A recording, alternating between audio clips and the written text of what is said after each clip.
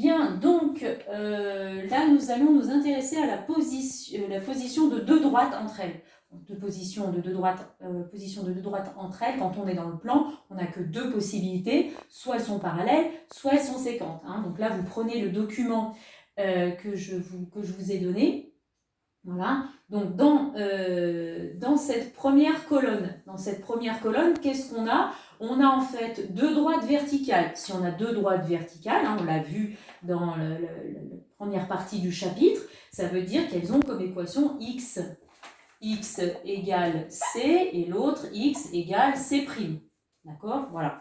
Hein? Donc, si on est face à deux droites qui ont ce genre d'équation, on sait que ce sont deux droites verticales, donc forcément deux droites verticales sont parallèles. Voilà, première chose.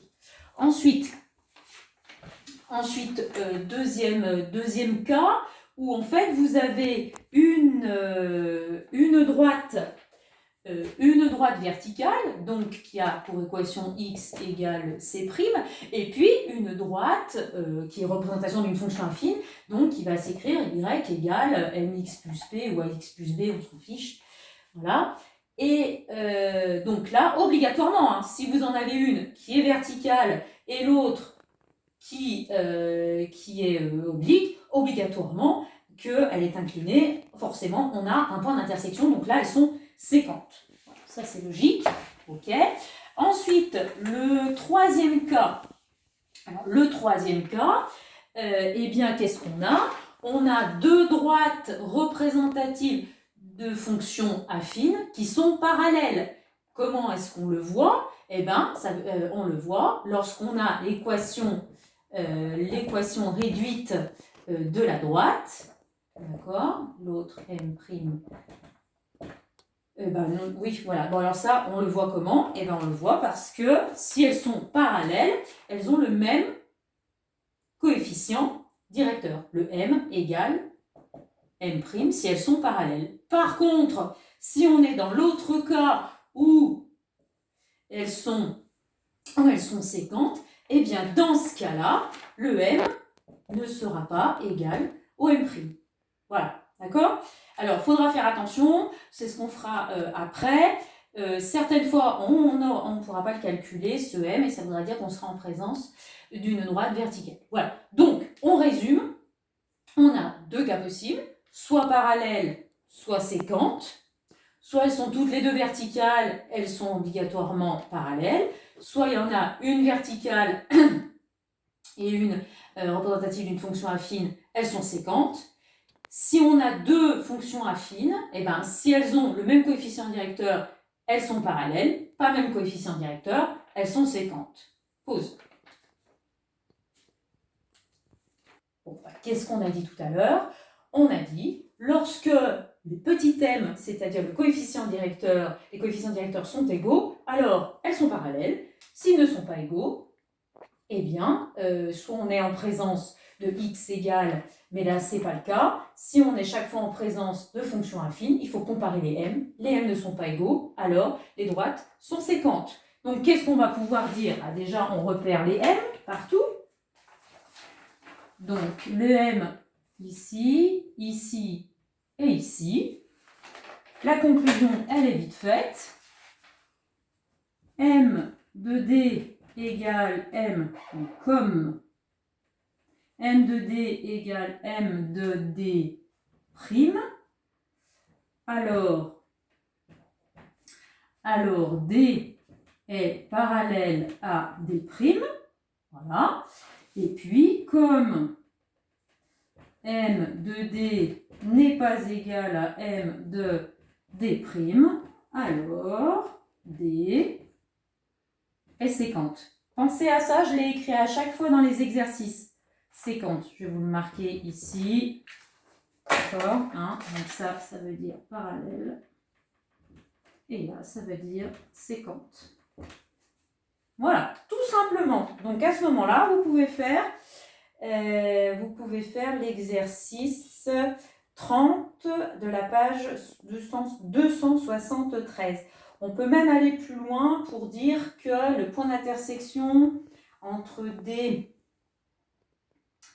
et D secondes, on pourrait aller le chercher en faisant l'égalité, ou je le ferai plus tard dans le système d'équations.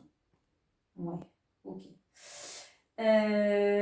Oui, si, il se voyait facilement en fait, c'est pour ça que je l'ai fait. Donc si vous regardez D et D secondes, d'accord, eh bien vous voyez qu'en fait c'est le point de coordonnées 0, 3 qui est le point d'intersection. Si vous remplacez le x par 0 ici, vous obtenez 3. Si vous remplacez le x par 0 ici, vous obtenez 3. Et c'est le point d'intersection de D et D secondes. Voilà, pause. Juste une petite chose concernant cette partie encore. Il est bien évident que dans les exercices, vu que vous êtes avec les équations cartésiennes, vous n'aurez pas forcément les équations écrites comme ceci, équations réduites. Donc, dès qu'on vous demande la position entre deux droites, la première chose à faire, c'est de transformer toutes les équations cartésiennes en équations réduites. Comme ça, après, vous pouvez voir la valeur du petit m tout de suite ou voir si vous êtes en présence d'une droite qui est verticale. Voilà, pause. Bien, dans cette partie, on va voir comment déterminer la position de deux droites lorsqu'on ne nous donne pas leurs équations à ces droites. Donc là, on vous dit, on voudrait connaître la position entre la droite AB et la droite CD. Est-ce qu'elles sont séquentes? Est-ce qu'elles sont parallèles? D'accord? On vous donne les coordonnées de tous les points et on vous demande la position de ces deux droites. On revient toujours à la même chose. La conclusion concernant la position de ces deux droites vient de l'inclinaison. L'inclinaison, c'est la valeur du m. Et ça, dans votre premier cours, la première partie de ce chapitre, on avait vu que le m... Ah, le noir est fatigué. On avait vu que le m, d'accord, de la droite AB, on fait comment? YB moins YA sur XB moins XA. Ok, d'accord? Voilà. Hop, hop, hop, hop, hop. Et après, on applique. Donc, on est parti. Je vous rappelle le petit truc. Donc, on met toujours en évidence soit le X, soit le Y pour ne pas se tromper. Alors, YB moins 1 moins YA 2 sur XB 3 moins XA. Donc, moins 3. J'ai fait des bêtises. XB moins XA. Moins 3. Ah oui, non, c'est bon. Hop, hop, voilà. Donc, en haut, ça nous fait moins 3. Et en bas, ça nous fait 6. Puisque moins, ça fait plus. 3 plus 3, 6. Donc, par simplification, d'accord, ça nous fait moins 1,5. On fait la même chose avec CD. Donc, M, CD. YD moins YC sur XD moins XC. YD moins 2 moins YC 0 sur XD 1 moins XC moins 3. Donc ça nous fait moins 2, moins 0, donc moins 2 sur 1 moins donc plus. Donc ça nous fait 4 et ça fait moins 1,5. D'accord? Par conséquent, qu'est-ce qu'on voit? On n'oublie pas de faire attention à nos conclusions. Qu'est-ce qu'on voit en premier? C'était l'histoire quand je vous disais « Ah tiens, l'eau bout ». Voilà, ok. Donc nous on voit que M de AB égale M de CD. Ça c'est ce qu'on voit. Et ça a quoi comme conséquence?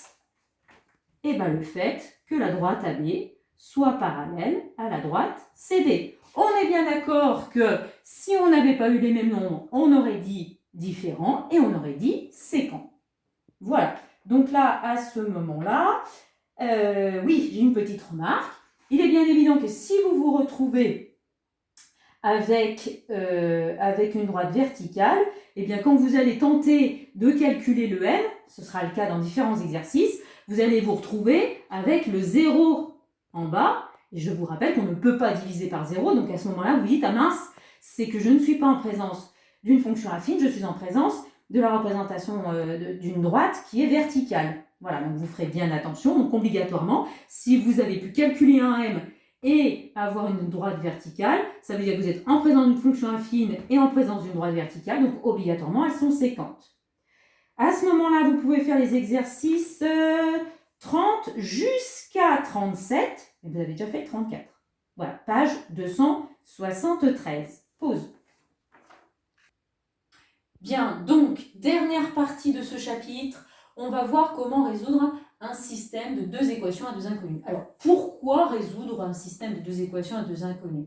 Eh bien, c'est pour chercher les coordonnées du point d'intersection entre les deux droites. D'accord? Alors, vous allez voir que certaines fois, c'est le premier cas où, évidemment, on va se retrouver face à des droites parallèles. Donc là, évidemment, qu'il n'y aura pas à résoudre un système, puisqu'elles sont parallèles, donc il n'y a pas de point d'intersection. Voilà. Mais par contre, on verra les deux autres cas où là, il y a intersection, donc il y a coordonnées de points d'intersection. Voilà. Donc on se met bien en tête, résoudre un système d'équations, ça sert à quoi? À deux équations à deux inconnues. Deux inconnues, ça veut dire qu'il y a du x et du y. Voilà. Hop, x et y. D'accord? Donc on a deux équations avec du x et du y. Donc résoudre un système de deux équations à deux inconnues, c'est chercher les coordonnées du point d'intersection. Voilà. Donc d'un certain côté, vous allez me dire, mais madame, on peut très bien le trouver avec la calculatrice en faisant vous allez dans f de x, d'accord? Dans y1, vous mettrez la première équation réduite, mais il faudra évidemment l'écrire sous forme d'équation réduite, voilà, sinon ça ne marche pas.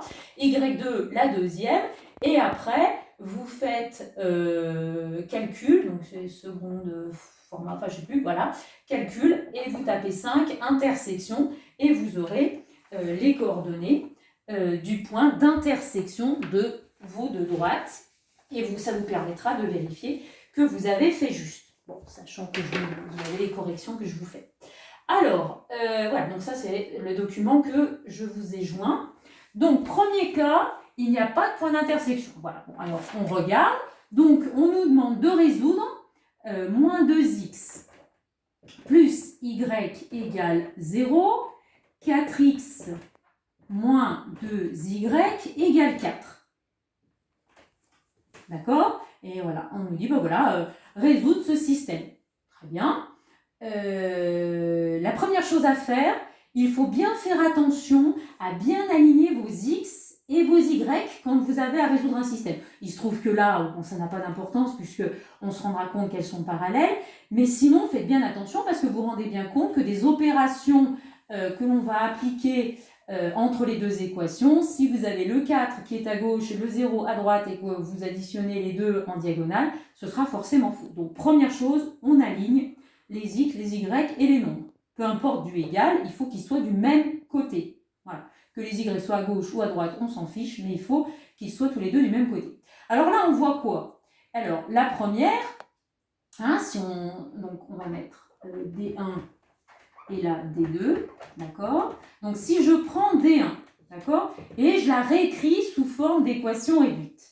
Donc ça va se transformer en y égale, je me débarrasse du moins 2x, donc c'est-à-dire plus 2x, hein, donc peu importe, on n'a pas le plus, d'ailleurs, voilà.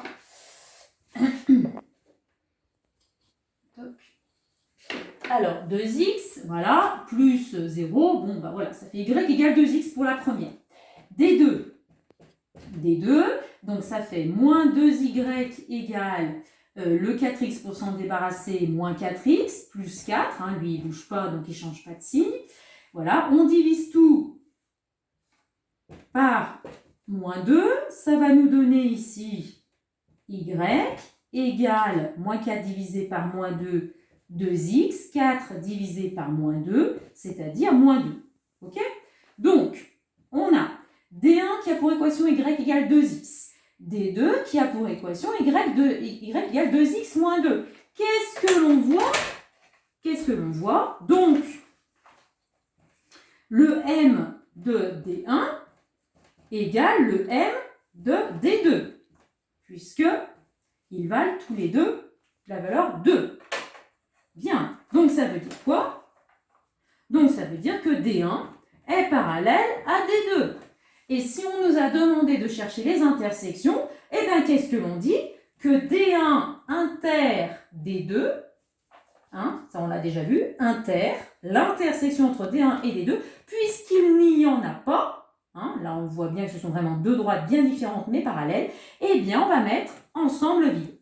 Voilà, l'intersection entre les deux, c'est l'ensemble vide. Donc on peut aussi dire que la solution de mon système, eh ben, c'était l'ensemble vide. Voilà, on répond en écrivant ça de ces deux manières-là à la même chose. Pause.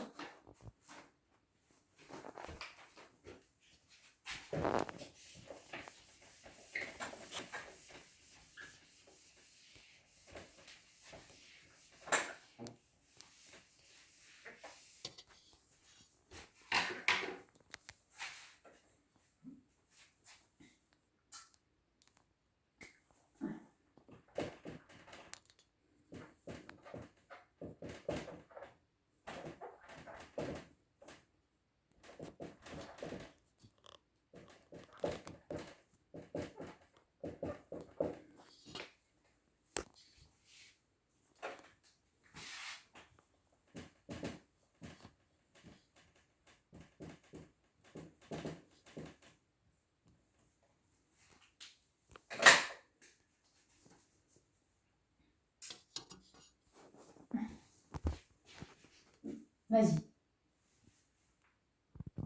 Vas-y.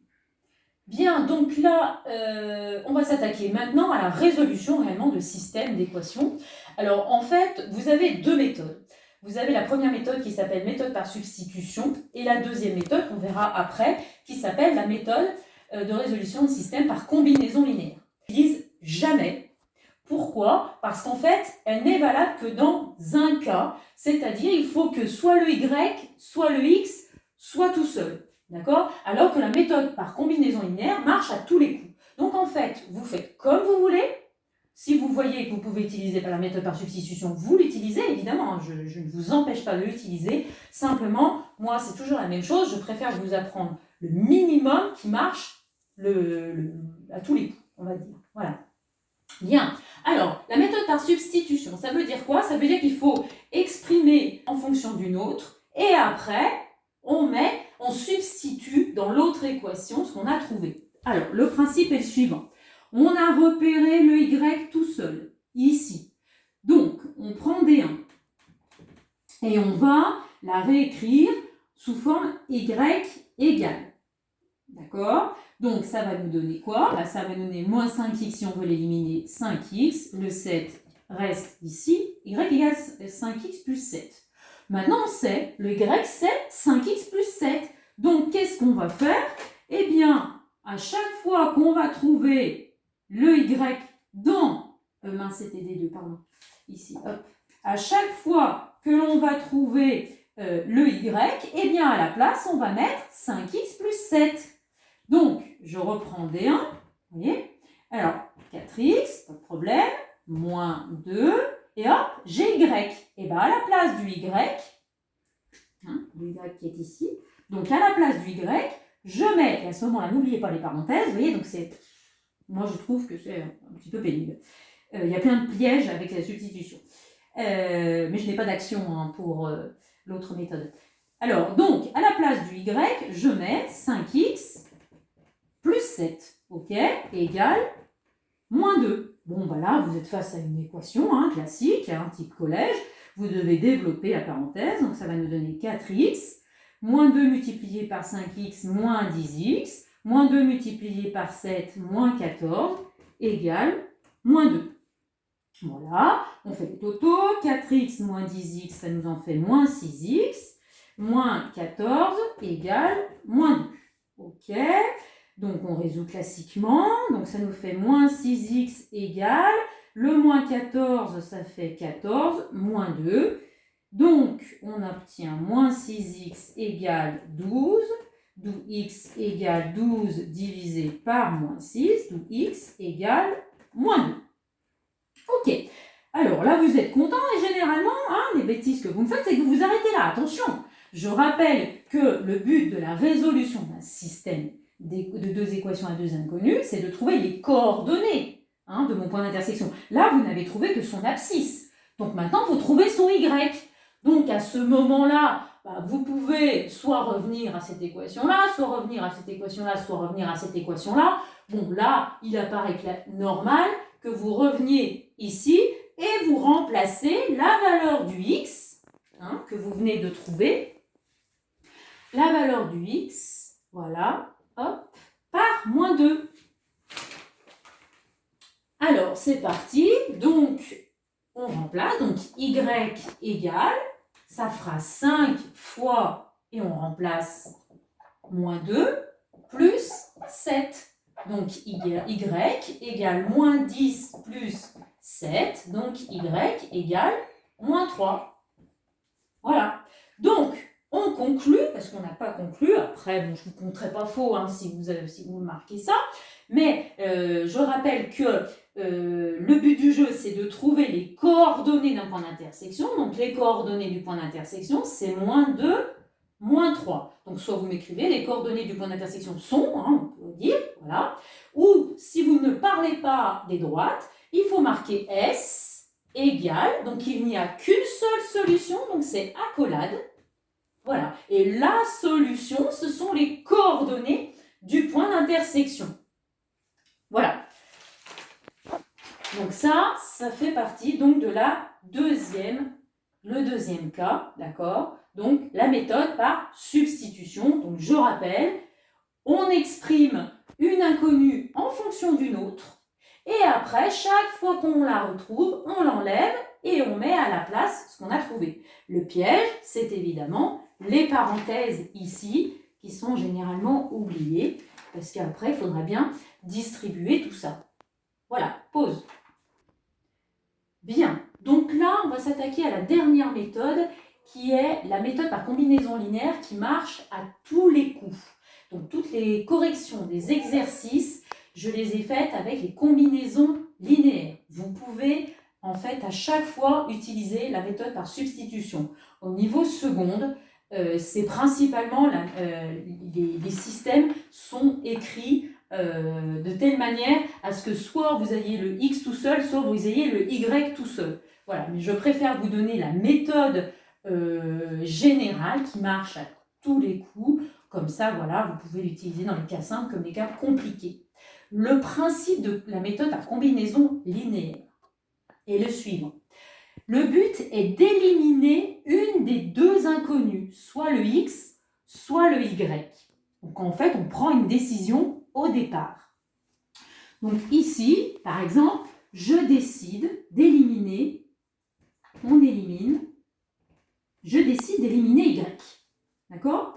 Pour éliminer y, en fait, le principe, et c'est ça qu'il faut retenir, c'est qu'il faut, par des opérations, arriver à avoir le même nombre devant y avec un signe différent.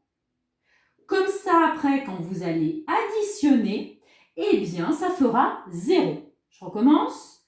Le principe, c'est d'avoir le même nombre devant y, d'accord, avec un signe différent. Comme ça, lorsqu'on va additionner, ça fera 0. La première étape, arriver à avoir ce nombre, ce même nombre devant y. Je ne vous fais pas chercher compliqué. Le truc simple, c'est que vous multipliez la ligne d'en haut par le nombre d'en bas et la ligne d'en bas par le nombre d'en haut. Et alors là, il faut faire attention parce qu'il faut qu'il y ait un signe différent. Soit le moins est en haut, soit le moins est en bas, on s'en moque, mais il faut un signe différent. Donc ici, eh bien, je vais multiplier par 2. Pourquoi? Si on fait moins 2 fois 3, ça fait moins 6. Et si je fais 3 fois 2, ça fait 6. Moins 6 plus 6, ça fait 0. Donc on retient, on multiplie la première ligne par le nombre d'en bas et la deuxième ligne par le nombre d'en haut. On fait attention aux signes pour avoir un signe moins. Si par exemple on avait eu plus 2, eh bien on aurait fait fois moins 3. Comme ça, on aurait un signe différent. Voilà. Donc on décide d'éliminer y, donc on y va. Donc on multiplie toute la ligne. Attention, c'est toujours pareil, ce sont des équations. Donc ce qu'on fait d'un côté, on fait de l'autre. On multiplie tout par 3. Ça fait 12x moins 6y égale moins 6. Pour la deuxième, ça fait moins 30, x, plus 6y égale 42. Hop, on remet toujours les accolades. Arrivé ici, c'est ce que je vous expliquais, vous allez additionner les deux lignes. Voilà. Donc, 12 moins 30x, ça nous en fait moins 18x. Moins 6 plus 6, 0, c'est exactement ce qu'on voulait. On n'a plus d'y, on a éliminé y.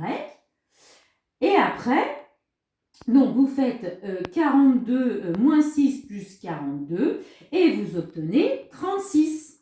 On se retrouve face à une petite équation. Ça nous fait x égale 36 divisé par moins 18, d'où x égale 2. Voilà, d'accord? Et alors là, après, c'est la même chose que tout à l'heure. C'est-à-dire, vous avez trouvé x, donc après, eh bien, vous le remplacez dans une des deux équations du départ. Hein? Alors, soit vous vous lancez, peu importe, hein, d'accord? On n'a qu'à se dire qu'on prend l'information x égale 2 et on n'a qu'à prendre l'information, celle-ci elle a l'air plus sympathique, hein, on va prendre D1, d'accord? Hop, tac, voilà, ok?